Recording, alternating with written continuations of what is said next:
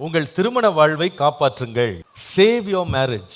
எதை காப்பாற்றணும் அப்படின்னா, ஆபத்தில் இருக்கிறது தான் என்ன பண்ணணும், காப்பாற்றணும். வசதியாக உட்காந்துருக்கவங்கள காப்பாற்றுறதுல பிரயோஜனம் ஒன்றும் இல்லை. ஒரு வீடு பற்றி எரியுது அப்படின்னா அந்த வீட்டை காப்பாற்றுறதுக்கு முயற்சி எடுப்போம். அநேக குடும்பங்களுடைய பிரச்சனை என்னன்னா, வெளியில எரிய மாதிரியே தெரியாது, ஆனால் உள்ள என்ன பண்ணோம், எரிஞ்சுக்கிட்டு இருக்கும். வெளியில உடைஞ்ச மாதிரியே தெரியாது, உள்ள என்ன பண்ணோம், உடைஞ்சிட்டு இருக்கும். வெளியே ரொம்ப சந்தோஷமா போயிட்டு இருக்கிற மாதிரியே தெரியும், ஆனால் உள்ள அநேக விதத்தில் பாதிக்கப்பட்டு காயப்பட்டு உடைக்கப்பட்ட நிலைமைகள் அநேக குடும்பங்கள் உண்டு. குடும்பம் வரைக்கும் பார்த்தீங்கன்னா பிரச்சனைகள் எப்பொழுதுமே முதல் நாளே வெளிப்படையாக எப்பவுமே தெரியவே தெரியாது. ஆனால் இந்த பிரச்சனை நாள்பட அது என்ன செய்யும்னா, காலம் தாழ்ந்தாலும் அது ஒரு நாள் வெளியே வரும். வெளியே கொண்டு வரப்படாத ரகசியம் என்பது ஒன்றுமே இல்லை, எல்லாமே வெளியரங்கமாகும்.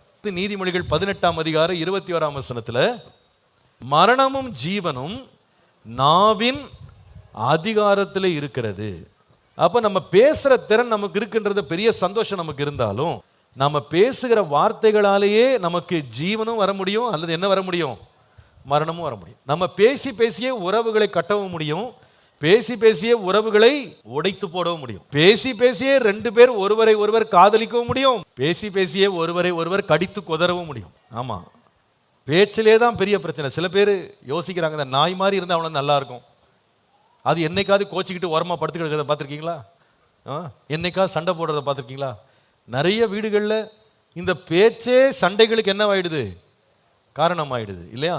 நம்ம வாழ்க்கையில் ஏதாவது பிரச்சனை வந்தால் உடனே வெட்டி எல்லாத்தையும் முடிச்சு போடுறது உண்மையான அதனுடைய விளைவு கிடையாது. அப்போ இனிமேல் சண்டை வந்தால் யாரும் பேசாமல் இருங்க, எல்லாம் மௌன சாமியாராக போயிடுங்க இல்லை. சில பேர் சொல்லுவாங்களா, சண்டை வருதா, உங்கள் 2 பேரையும் ஆண்டு இணைக்கல, உங்களுக்குள்ள 2 பேருக்குள்ளேயும் தேவ சித்தமே கிடையாது, 2 பேரும் தனித்தனியாக என்ன பண்ணுங்க, பிரிச்சு போயிடுங்க. இதுவா விளைவு, இதுவா விடை? இல்லை. பிரச்சனைகளை எவ்வாறு கையாள வேண்டும் என்று கற்றுக்கொள்ளணும். கர்த்தர் இந்த நாவை பயன்படுத்தும் போது மரணத்தை இந்த நாவு கொண்டு வரும் அப்படின்ற அதே வேளையில் இந்த மரணத்தில் என்ன உண்டாகும், ஜீவனம் உண்டாகக்கூடிய திறன் இந்த உதடுல இருக்கு.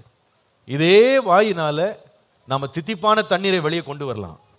இதே வாயினால கோபமா இருக்கிறவங்களுடைய உக்கிர கோபத்தை கூட என்ன செய்ய முடியும், அப்படியே அமர்த்திட முடியும்.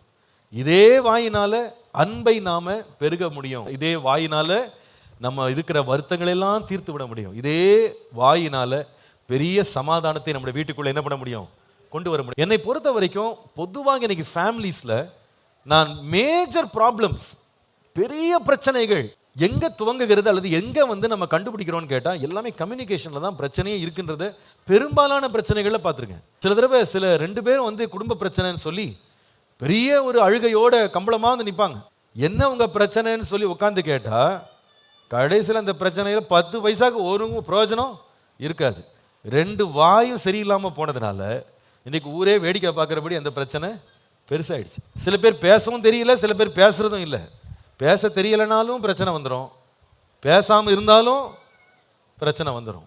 அப்போ எப்படி பேசணும்னு கண்டுபிடிச்சிக்கிட்டோம்னா, நம்ம குடும்பங்கள் என்ன செய்யப்படும்னா, வலுவிழந்த குடும்பங்கள், சமாதானம் இழந்த குடும்பங்கள் மீண்டும் உயிர் பெற்று துளிர்த்து வளர முடியும் என்பதை நான் நிச்சயமாய் சொல்ல முடியும்.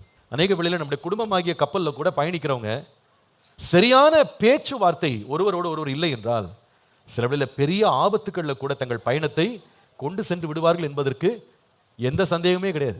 நீங்கள் நியாயாதிபதிகள் 16ஆம் அதிகாரம் 15 முதல் 17 வசனங்களை வாசிப்பீர்களானால், இஸ்ரவேல் தேசத்திற்கே நியாயாதிபதியாக இருந்து நியாயம் சொன்ன சிம்சோன் கடைசியிலே தன்னுடைய வாழ்க்கையின் ரகசியத்தை சொல்லி கண் பிடுங்கப்பட்டு மாவரைக்கிறவனாய் மாறி தூண்களை தன்மேலே இழுத்து அந்த கட்டிடத்தின் இடிபாடுகளில் பெலிஸ்தியரோடு சேர்ந்து மரித்து போன பரிதாப நிலைமை அவனுக்கு வந்ததற்கு மூல காரணத்தை பார்ப்பீங்களானா, வேதம் சொல்லுகிறது அந்த யேசபேல் என்று சொல்லுகிற அவளோடு இருந்த பெண் அவனுடைய ஆத்துமா சாகிறதுக்கு ஏதுவாக அவனை விசனப்படுத்தினாள். எதனால்னா பேசி அவளுடைய பேச்சே அவனை எங்கே கொண்டு போயிடுச்சு, செத்து போனா பரவாயில்ல அப்படின்னு இருதயம் விசனப்பட்டு சாகிறதுக்கு நேராக அவன் தீர்மானம் எடுக்க நடந்தது.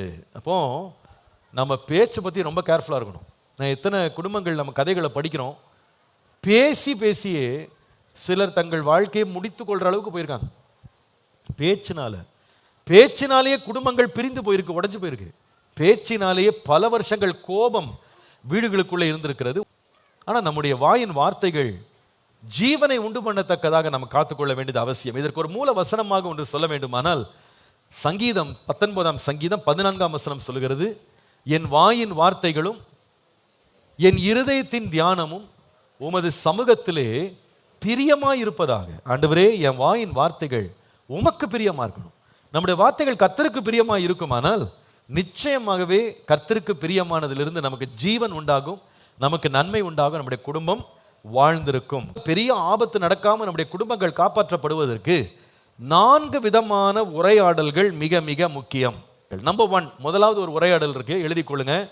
ஐ call this dining table conversations. சாப்பாட்டு மேஜையில் உரையாடும் வார்த்தைகள் மிக மிக முக்கியமானது. நான் நினைக்கிறேன் நம்ம எல்லாருமே சாப்பிடுகிற பழக்கம் உண்டு.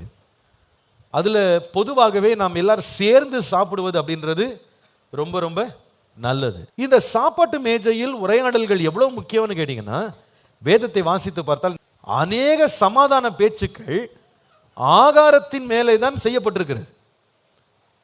உதாரணமாக யாக்கோபும் அவருடைய மாமனாராகிய லாபானும் 2 பேரும் ரொம்ப விரோதிகளாக மாறிட்டாங்க. யாக்கோபு செய்த துரோகம், ஒரு பக்கம் லாபான் கொடுத்த பிரச்சனைகள். 2 பேரும் ஒருத்தர் பார்க்க முடியாம யாக்கோபு ராத்திரியே கிளம்பி போயிட்டார். ஆனா இந்த 2 பேருக்கும் பின்பு சமாதான உடன்படிக்கை நடந்தது. அது எங்க நடந்ததுன்னு கேட்டா, 2 பேரும் ஆகாரத்தை புசித்து ஒருவரோடு ஒருவர் என்ன செய்து கொண்டாங்க, உடன்படிக்கை செய்து கொண்டாங்க. இந்த ஆகார மேஜைகள் இருக்கு பாருங்க, சாப்பாட்டு மேஜைகள், அதிலே நாம் ஒருவரோடு ஒருவர் பேசிக்கொள்ளும் வார்த்தைகள் ரொம்ப ரொம்ப முக்கியம். ஃபார் ஃபேமிலி பாண்டிங் ரொம்ப முக்கியம். இன்னைக்கு அநேகர் சாப்பாட்டு மேஜையை சண்டை களமாக மாத்திறாங்க. அப்படி செய்யவே கூடாது. சாப்பாட்டு நேரம் எப்படி இருக்கணும்னா, ஒருவரோடு ஒருவர் மனம் திறந்து சந்தோஷமாய் சிரித்து பேசுகிற ஒரு நேரமாக நாம் மாற்ற வேண்டும். ஒருவரை ஒருவர் குறை சொல்வதோ ஒருவரை ஒருவர் நியாயம் தீர்ப்பதோ சாப்பாட்டு மேஜையில் நடக்கவே கூடாது. சில பேர் என்ன செய்வாங்கன்னா, சாப்பாட்டுக்கு அப்பதான் புருஷன் வந்து உட்காந்துருப்பார், அவரே நிறைய டென்ஷன்ல வந்து உட்காந்துருப்பார்.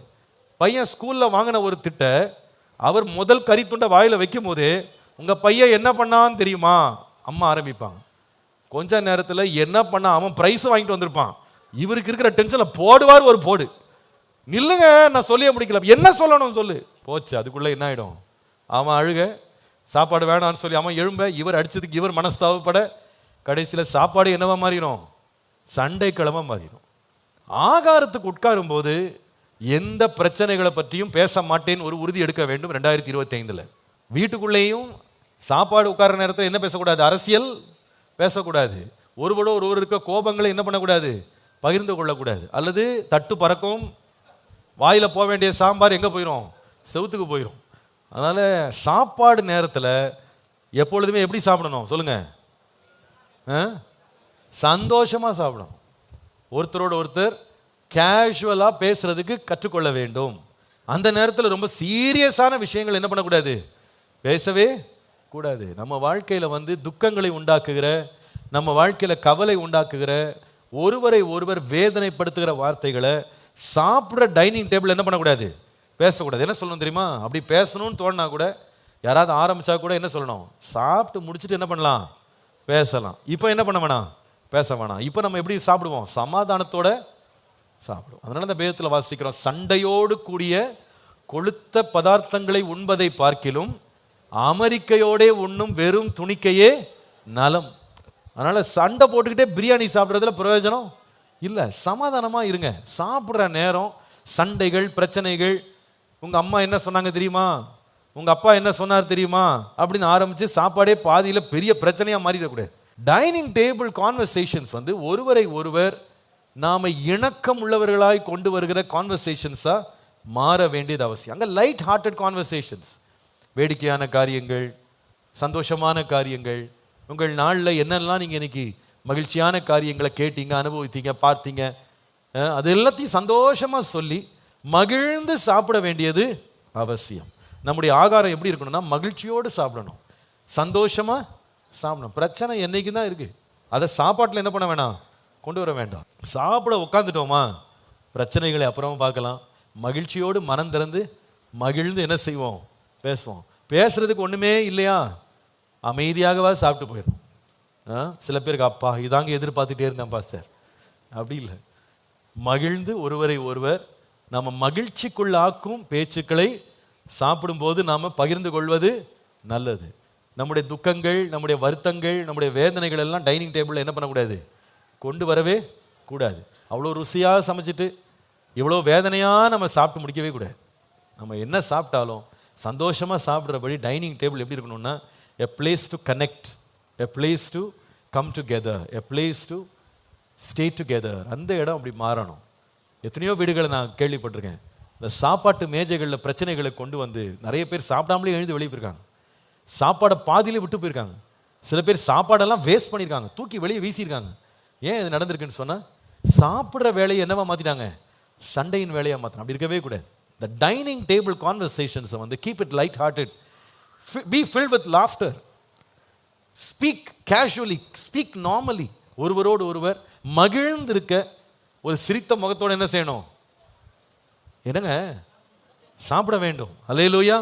அப்படி சாப்பிட்டு இருப்பது நல்லது. வெளிநாடுகள்லாம் பார்த்தீங்கன்னா யாராவது ஒருத்தர் வீட்டில் இறந்துட்டாங்க அப்படின்னா நம்மெல்லாம் அழுதுகிட்டே ஓடி வரோம் பாருங்க, அப்படிலாம் ஓடி வர மாட்டாங்க.